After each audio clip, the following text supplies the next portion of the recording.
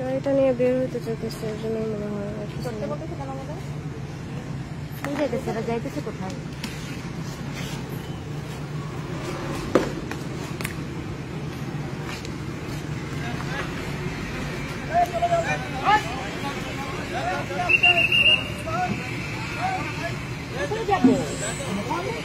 এখন তো দিনের বেলা আমাদের ক্যাম্পাসে আমরা দিনের বেলা ঘুরে বেড়াই। দিনের বেলা তো আমরা ক্যাম্পাসে ঘুরে বেড়াই।